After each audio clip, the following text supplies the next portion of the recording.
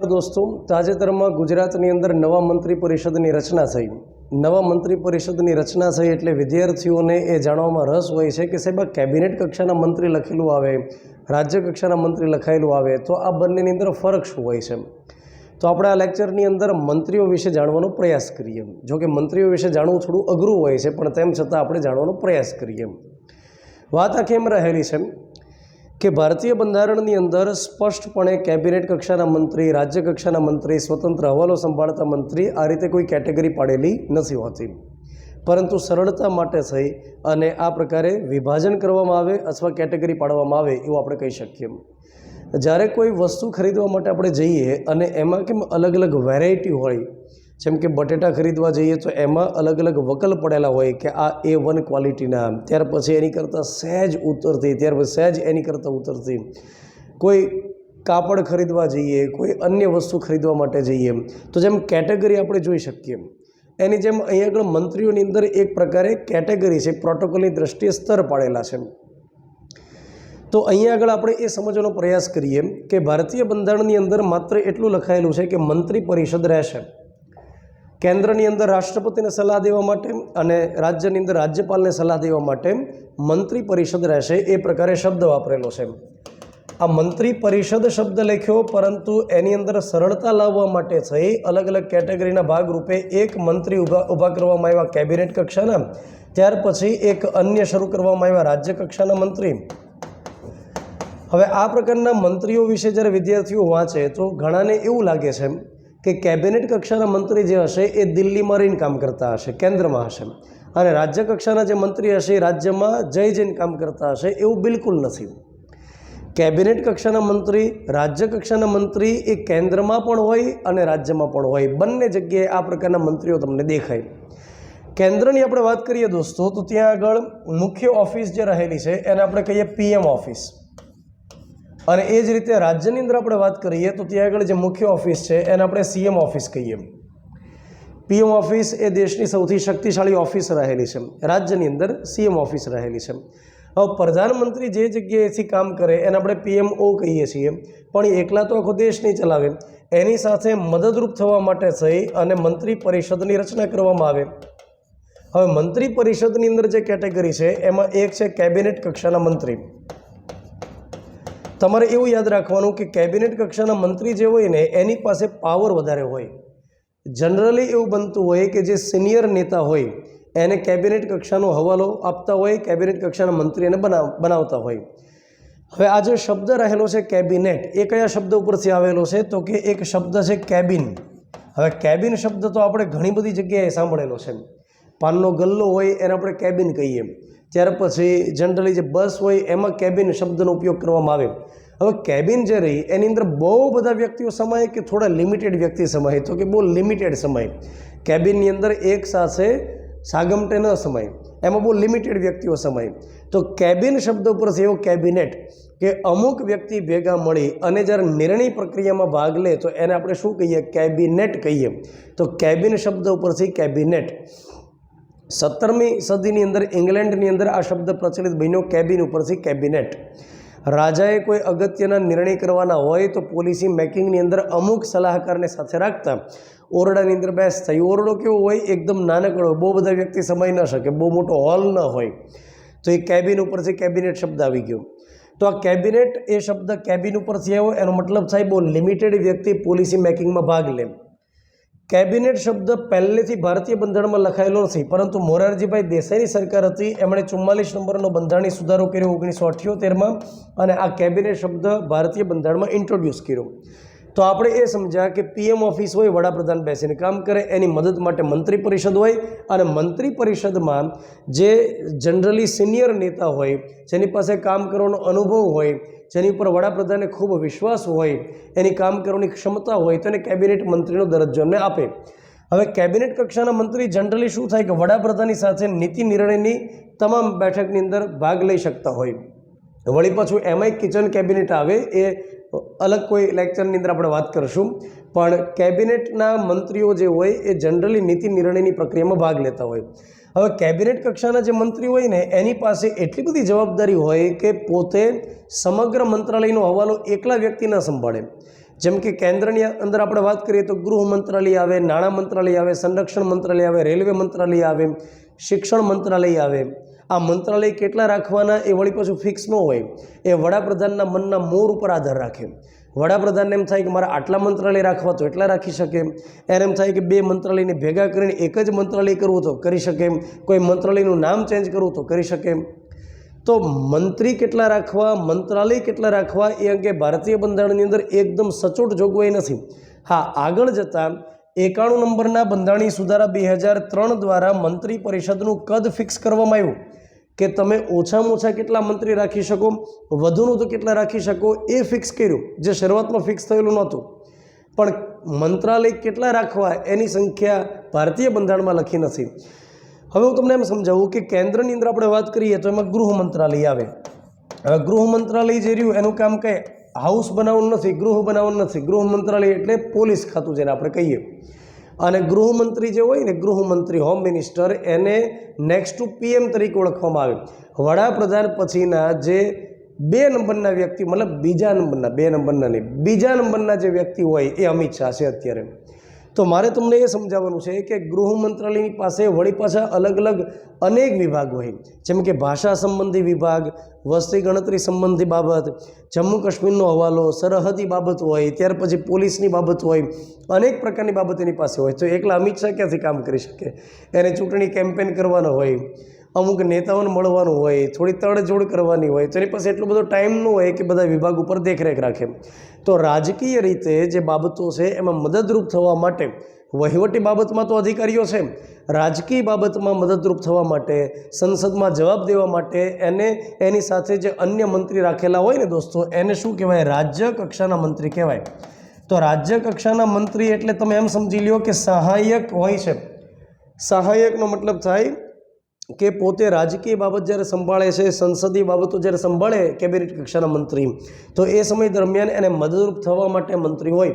રાજ્ય કક્ષાના મંત્રી એટલે રાજ્યમાં જઈ કામ ન કરે.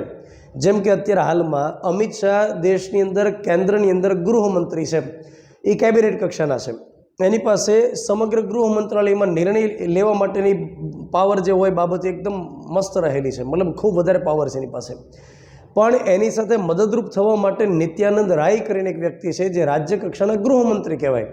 તો રાજ્ય કક્ષાના ગૃહમંત્રી એનો મતલબ શું થાય કે એણે અમિત શાહને અમુક બાબતોમાં મદદ કરવાની છે. એ નિત્યાનંદ રાય એ કેન્દ્રની અંદર જે રાજ્ય કક્ષાના ગૃહમંત્રી છે, એ પોલિસી મેકિંગમાં જનરલી ભાગ ન લે. જો એને ઇન્વિટેશન આપે વડાપ્રધાન તોય ભાગ લે. તો મોટા ભાગે વડાપ્રધાનની સાથે કેબિનેટ મંત્રીઓ ભાગ લે, રાજ્ય કક્ષાના મંત્રીઓ ઘરે રહેતા હોય અને એમને જો આમંત્રણ મળે તો જ ભાગ લેવા માટે જતા હોય. તો જેમ અહીંયા આગળ આપણે વાત કરી ગૃહમંત્રી માટે, એમ નાણાં મંત્રાલયમાં તે નિર્મલા સીતારમન કેન્દ્રની અંદર આપણે વાત કરી, હજી રાજ્યમાં આપણે નથી આવ્યા, રાજ્યનો હજી બાકી છે.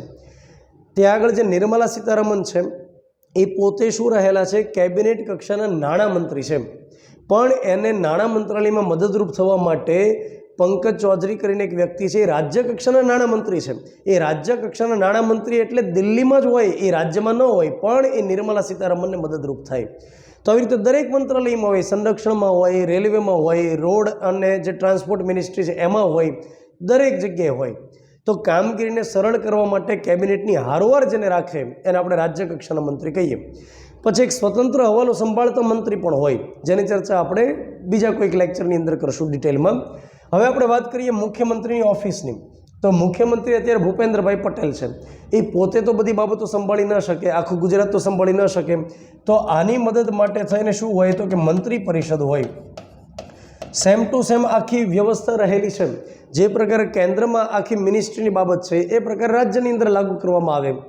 તો મંત્રી પરિષદ જે હોય એમાં એક કેબિનેટ કક્ષાના મંત્રી હોય. દરેક અલગ અલગ વિભાગ માટે આપણે વાત છે, જેમ કે શિક્ષણમાં હોય, કૃષિમાં હોય, ત્યાર પછી ગૃહની અંદર હોય. આ દરેક અલગ અલગ મંત્રાલયની વાત છે. તો અહીંયા આગળ આપણે, હું તમને એ રીતે સમજાવું પહેલાં કે CM ઓફિસ હોય અને એની નીચે અલગ અલગ મંત્રાલયો કામ કરતા હોય. જેમ કે એક ગૃહ મંત્રાલય, જેમ કે નાણાં મંત્રાલય, જેમ કે કૃષિ મંત્રાલય, જેમ કે સંરક્ષણ મંત્રાલય. આ પ્રકારે અલગ અલગ મંત્રાલય કામ કરતા હોય. અગેન કે આ મંત્રાલય સંરક્ષણ મંત્રાલય રાજ્યમાં નહીં આવે. અહીં આગળ આપણે રાખી દઈએ આરોગ્ય મંત્રાલય. તો હું તમને એમ સમજાવું કે મંત્રાલય કેટલા રાખવાના, ક્યાં રાખવા, એ મુખ્યમંત્રીની ઉપર આધાર રાખે છે. એમને વહીવટમાં કઈ રીતે સરળતા લાગે એ રીતે મંત્રાલયની રચના કરી શકે, મંત્રાલયની નાબૂદી કરી શકે અને બે મંત્રાલયને મર્જ પણ કરી શકે. તો મુખ્યમંત્રીની ઓફિસ, એની નીચે ગૃહ, નાણાં, કૃષિ, આરોગ્ય, આ પ્રકારે અલગ અલગ ઘણા મંત્રાલય ચાલતા હોય. હવે ગૃહ મંત્રાલયમાં કામગીરીની સરળતા માટે એકને રાખે કેબિનેટ કક્ષાના મંત્રી, એની મદદ માટે શું રાખે તો કે રાજ્ય કક્ષાના મંત્રી. હવે સમજો, ગુજરાતની અંદર નરેન્દ્ર મોદી જ્યાં સુધી મુખ્યમંત્રી હતા એની હારોહાર અમિત શાહ અહીંયા ગુજરાતમાં ગૃહમંત્રી હતા. પણ જ્યારે એ અહીંથી ગયા દિલ્હીમાં, ત્યાર પછી પરંપરા ઊભી થઈ છે. પરંપરા છે કે જે વ્યક્તિ મુખ્યમંત્રી હોય એના એ જ ગુજરાતમાં ગૃહમંત્રી હોય. તો અત્યારે ભૂપેન્દ્ર પટેલ જે રહ્યા ને એ ગુજરાતમાં કેબિનેટ કક્ષાના ગૃહમંત્રી છે, ભૂપેન્દ્ર પટેલ. અને એની હારો રાજ્ય કક્ષાના ગૃહમંત્રી તરીકે હર્ષ સંઘવી છે. આ બહુ ઓછાને ખબર હોય છે કે ભૂપેન્દ્ર પટેલ જે પોતે મુખ્યમંત્રી છે એના એ જ પોતે હારોહાર કેબિનેટ કક્ષાના ગૃહમંત્રી છે. એની મદદ માટે ગૃહ મંત્રાલયમાં રાજ્ય કક્ષામાં મંત્રી રાખ્યા છે હર્ષ સંઘવીને. ત્યાર પછી હું તમને સમજાવું કે નાણાં મંત્રીમાં અહીંયા ગુજરાતની વાત છે, કેન્દ્રમાં નિર્મલા સીતારમણ છે. ગુજરાતમાં નાણાં મંત્રીમાં અત્યારે કોણ રહેલા છે તો કે કનુભાઈ દેસાઈ. કનુભાઈ દેસાઈ અત્યારે ગુજરાતમાં નાણાં મંત્રી છે કેબિનેટ કક્ષાના. એની સાથે મદદરૂપ થવા માટે અન્ય એક વ્યક્તિ છે કમલેશ પટેલ. હવે આ જે કમલેશભાઈ પટેલ છે એને શું બનાવ્યા છે તો કે નાણાં મંત્રી જ બનાવ્યા, પણ કયા કક્ષાના? રાજ્ય કક્ષાના. એટલે કનુભાઈ જ્યારે કામગીરીમાં થાક અનુભવે અથવા જ્યારે મિટિંગ ઉપર મિટિંગ હોય, વિધાનસભામાં જવાબ દેવાના હોય, તો આ બધી બાબતોમાં એને મદદ કરશે. એ જ રીતે કૃષિ મંત્રી જે રહેલા છે એની અંદર અત્યારે હાલમાં કેબિનેટ કક્ષાના જીતુભાઈ વાઘાણી છે આપણા ગુજરાતમાં. હવે જીતુભાઈ વાઘાણી જે કૃષિ મંત્રી છે એની સાથે રાજ્ય કક્ષાના મંત્રી એક રમેશભાઈ કટારાને રાખ્યા છે. રમેશભાઈ કટારા એ કૃષિ મંત્રી કહેવાય, પણ એને શું કહેવાય? રાજ્ય કક્ષાના આપણે કહી શકીએ. તો આવી રીતે દરેક મંત્રાલયમાં એક જે મુખ્ય બોસ હોય એને શું કહેવાય? એને કેબિનેટ કક્ષાના મંત્રી. એની સાથે કામ કરવા માટે, મદદરૂપ થવા માટે રાજ્ય કક્ષાના મંત્રી. અને જે બોસ હોય એનાય બોસ કોને કહેવાય તો કે મુખ્યમંત્રીને કહેવાય. હવે અહીંયા ગુજરાતની અંદર અત્યારે મુખ્યમંત્રીની સાથે નાયબ મુખ્યમંત્રીનું પદ પણ અત્યારે રાખ્યું છે. આ દરેક વખતે ન હોય, પરંતુ અલગ અલગ સમય જ્યારે જરૂરિયાત લાગતી હોય અને એક જ પદ માટે એકથી વધારે વ્યક્તિ દાવેદારી કરતા હોય મુખ્યમંત્રી માટે, તો એકને મુખ્યમંત્રી બનાવે, એકને નાયબ મુખ્યમંત્રી બનાવે. જેમ કે આની પહેલાં વિજયભાઈ રૂપાણી મુખ્યમંત્રી હતા અને એની સાથે નીતિનભાઈ પટેલ નાયબ મુખ્યમંત્રી હતા. ઘણીવાર એવું બને કે જે મુખ્યમંત્રી રહેલા વ્યક્તિ છે એ ખૂબ એટલા બધા મહત્વાકાંક્ષી નથી, તો એની સાથે નાયબ મુખ્યમંત્રી પણ રાખી શકતા હોય. નાયબ મુખ્યમંત્રી વિશે મેં ડિટેલમાં અલગથી વિડીયો લીધેલો છે, જે તમે જોઈ શકો. ત્યાર પછી આપણે આગળ વાત કરીએ કે એક અન્ય મંત્રી પણ હવેથી ઊભા કરવામાં આવે છે, સંસદીય બાબતોના મંત્રી તરીકે ઓળખાય છે. મતલબ ઘણીવાર એવું હોય કે ઘણા મંત્રી બનવા માટેથી થનગનાટ કરતા હોય, કેમ કે મંત્રી જે હોય એને ગાંધીનગરમાં, આપણે ગુજરાતની વાત કરીએ તો ગાંધીનગરમાં બંગલો મળે, સુખ સુવિધા મળે, સિક્યુરિટી મળે, એમને પગાર વધારે મળે. તો જે ધારાસભ્યો હોય એને અંદરથી થનગનાટ હોય કે અમારે મંત્રી થવું છે. તો એક વ્યવસ્થાના ભાગરૂપે સાચવી લેવા માટે સંસદીય મંત્રી પણ ઊભા કર્યા છે. પણ એ બધી ચર્ચાઓ આપણે કરવા જઈએ તો બહુ બધો સમય લાગે. અત્યારે મારે મેઇન ફોકસ જે કરવાનું હતું એ કેબિનેટ કક્ષાના મંત્રી અને રાજ્ય કક્ષાના મંત્રી. અહીંયા આગળ દોસ્તો અત્યારે હાલમાં જે નવું મંત્રી પરિષદ રહેલું છે એનું લિસ્ટ છે. આ સરકારની વેબસાઇટ ઉપરથી આપણે લીધેલું છે.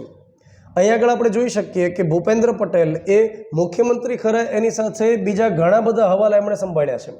આવું જનરલી બનતું હોય કે વડાપ્રધાનના કેસમાં તમે જુઓ તો વડાપ્રધાન જ માત્ર ન હોય, એની સાથે અન્ય ઘણા બધા વિભાગનો હવાલો પણ એમની પાસે હોય. ત્યાર પછી ડેપ્યુટી ચીફ મિનિસ્ટર તરીકે હર્ષ સંઘવી છે. ત્યાર પછી અહીંયા આગળ શરૂઆતમાં કેબિનેટ કક્ષાના મંત્રીઓ છે, જેમ કે કનુભાઈ દેસાઈ છે તો એ ફાઇનાન્સ મિનિસ્ટર છે. અર્બન ડેવલપમેન્ટ, અર્બન હાઉસિંગ મતલબ શહેરી વિકાસ માટે થઈ અને એમનો હવાલો એમની પાસે છે. પછી માનનીય આદરણીય જીતુભાઈ વાઘાણી છે, એમની પાસે કૃષિની બાબત છે. કોઓપરેશન મતલબ સહકારી ખાતું છે. પછી એનિમલ હસબન્ડરી છે, કાઉ બ્રીડિંગ છે, મતલબ આ પ્રકારની બાબતો એમની પાસે. ઋષિકેશ પટેલ છે, એમની પાસે એનર્જી, પેટ્રોકેમિકલ્સ. ત્યાર પછી કુંવરજી બાવળિયા છે તો લેબર, સ્કિલ ડેવલપમેન્ટ, એમ્પ્લોયમેન્ટ, આ બધા કેબિનેટ કક્ષાના મંત્રી છે. નરેશભાઈ પટેલ છે ટ્રાઇબલ ડેવલપમેન્ટ. ત્યાર પછી ખાદી, કોટેજ, રૂરલ ઇન્ડસ્ટ્રી. પછી અર્જુનભાઈ મોઢવાડિયા છે ફોરેસ્ટ એન્ડ એન્વાયરમેન્ટ. પછી પ્રદ્યુમન વાજા, એમની પાસે સામાજિક વિભાગ છે. ત્યાર પછી આ ભાઈ છે Ramanbhai Solanki, food, civil supply, consumer affairs. હવેના જે મંત્રીઓ છે એ રાજ્ય કક્ષાના મંત્રીઓ છે, જેમાં ઈશ્વરસિંહ પટેલ છે તો એ વોટર રિસોર્સ, વોટર સપ્લાયમાં છે. પછી પ્રફુલભાઈ પાનેસરિયા છે તો હેલ્થની બાબત મતલબ આરોગ્ય વિભાગમાં છે રાજ્ય કક્ષાના. મનીષા વકીલ છે. આ વખતેના મંત્રી પરિષદમાં 26 જેટલા મંત્રીઓ છે, મુખ્યમંત્રી સહિત 26. નિયમ એમ કહે છે કે કોઈ પણ મતલબ કેન્દ્રમાં કે કોઈ પણ રાજ્યની અંદર ઓછામાં ઓછા મંત્રીઓ 12 રાખવાના. વડાપ્રધાન સહિત મંત્રી પરિષદ અને રાજ્યમાં મુખ્યમંત્રી સહિત મંત્રી પરિષદ. તમે કેબિનેટ કક્ષાને ગણો, રાજ્ય કક્ષાને ગણો, સ્વતંત્ર હવાલો ગણો, બધા થઈને જે મંત્રી પરિષદ બને ઓછામાં ઓછા 12 તો રાખવાના જ. આજ ભૂપેન્દ્ર પટેલ એમ કહી દે કે હું ને મારો હર્ષ બે સંભાળી લેશું, એમ નહીં, 12 તો મિનિમમ રાખવાના. અને વધુનું તો કેટલા રાખવાના? તો રાજ્યની આપણે વાત કરીએ ને તો વિધાનસભામાં જેટલી બેઠક હોય, જેમ કે આપણે ગુજરાતમાં 182, એના 15%થી વધે નહીં તેટલા. તો દોસ્તો અહીં આગળ તમે સમજો કે ગુજરાતની અંદર 182 બેઠક છે, એના તમે 15% કરવા જાઓ તો 15/100, અને તમે થોડું ઝડપી ગણિત જાણતા હોય તો તમને જવાબ મળે 27 જેટલો. તો એનો મતલબ એ થાય કે ગુજરાતમાં વધુને વધુ મંત્રીઓ કેટલા રાખી શકાય? 27. એની જગ્યાએ અત્યારે હાલમાં રહેલા છે 26 જેટલા. તો અહીંયા જે 26 ટોટલ મંત્રી છે ભૂપેન્દ્ર પટેલ સહિત, એમાં 3 મહિલા મંત્રીનો સમાવેશ થાય. એમાંથી સવાલ આપણને પૂછાઈ શકે. એમાંના એક બેન રહેલા છે મનીષાબેન વકીલ, જેની પાસે મહિલા અને બાળ વિભાગ રહેલો છે. પરસોત્તમભાઈ સોલંકી, જેની પાસે ફિશરીઝનો વિભાગ છે રાજ્ય કક્ષાનો. પછી કાંતિલાલ અમૃતિયા આવ્યા છે આ વખતે, સ્કિલ ડેવલપમેન્ટની અંદર એ રાજ્ય કક્ષાના મંત્રી રહેલા છે, જેનું હિન્દી થોડું વખણાય છે હમણાંથી. ત્યાર પછી રમેશભાઈ કટાર, આપણે હમણાં વાત કરી ગયા, એગ્રીકલ્ચરની અંદર રાજ્ય કક્ષાના મંત્રી છે. દર્શનાબેન વાઘેલા બીજા મહિલા મંત્રી અહીં આગળ આવ્યા, જેની પાસે અર્બન ડેવલપમેન્ટનો રાજ્ય કક્ષાનો વિભાગ છે.